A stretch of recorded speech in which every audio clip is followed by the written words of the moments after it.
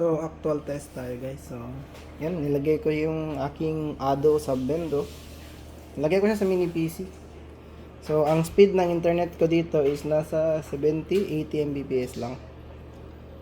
Naka PPPoE rin kasi ako. Bali, nilagay ko rin yung sarili ko as client.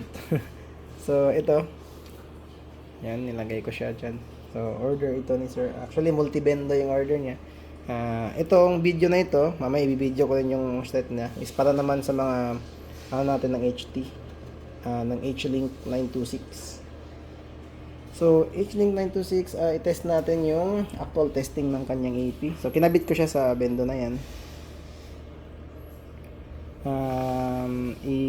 Sa 5G tayo connect. Medyo, yan, sa 5G tayo ko connect. H-Link Piso Wi-Fi 5G. Kasi may 2.4G and 5G dual band nga siya, di ba? So, yan. Forward nga tayo sa portal, Ado. Okay, ito yung kinonfig ko dun sa isang video. So, pag insert ko, bibili tayo ng Wi-Fi time. Yan, nag-blink-blink na siya.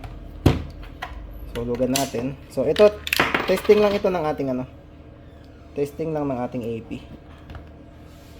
Connecting, yan, connected. Meron tayong 30 minutes. Okay. So, sa iPhone, kailangan mo i-click itong cancel, done, para pumasok na siya. So, sasabihin niya kasi first, pag hindi ka pa naghulog, no internet connection. Kasi nga, pag wala kang time, no man talaga, no internet mo talaga. Pero after that, makita mo connected na siya. So, ito ang YouTube. Ito natin kung okay ba talaga yung 5G signal ng ating AP. So, kung ikaw yung gumagamit ng phone, maramdaman mo man din talaga yan kapag gumagamit ka. Kung every click mo sa sa mga videos is magpi-play siya kaagad, 'di ba? Hindi na siya mag-ikot-ikot. So, i-speed test natin sa Google lang, speedtest.net. Okay. Hindi ko alam ito. Allow na lang. Speedtest.net.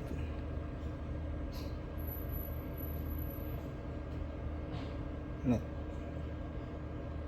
Yan. So, speed test natin siya. So, by the way, hindi ko nilagyan ng per user limit ito ha. Nilagay ko lang is So, yan, globe yung ko main. So, mag-speed test na siya. Hanap siya ng server.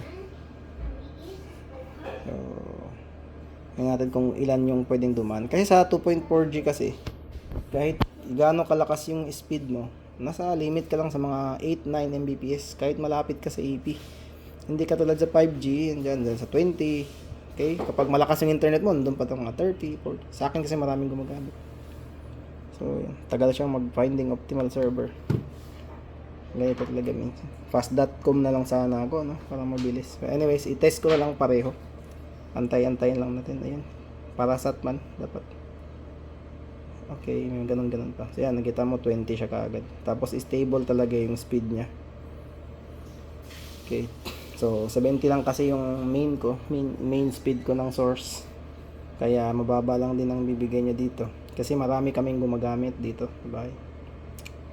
Then punta naman tayo sa fast.com. So maganda yung matest natin lahat. Kung okay din ba siya. Yan. So, dito sa fast.com, kukunin niya yung 70. Almost. So, yan. So, yan yung advantage ng 5G compared sa 2.4G. Single band lamang. So, punta tayo naman sa 2.4G. Anyways, doon naman ito nalilipat yung time. So, punta tayo sa 2.4G. Malilipat naman yung time ko dito. So, yan. Mag-loading siya. Yan, no? Kita mo yung time disconnected, pero i-refresh natin. Siyang refresh. Meron kasi yung parang siya. Parang naka-random mark ata ito. I-cancel ko daw. Kailangan ko bang maghulog ulit? Connect mo na ulit. Kasi meron yan ang Ado. Okay? Meron siyang parang passcode na ginagamit. Para hindi mawala yung time. Diba ito 5G, diba? Connect ako sa 5G. Then makita ko yung portal 10.0.0.1. Admin man ako pumunta. 10.0.0.1 lang. Ganyan siyang parang ano, code na wala bang passcode dito? Meron yan siyang binibigyan na passcode eh.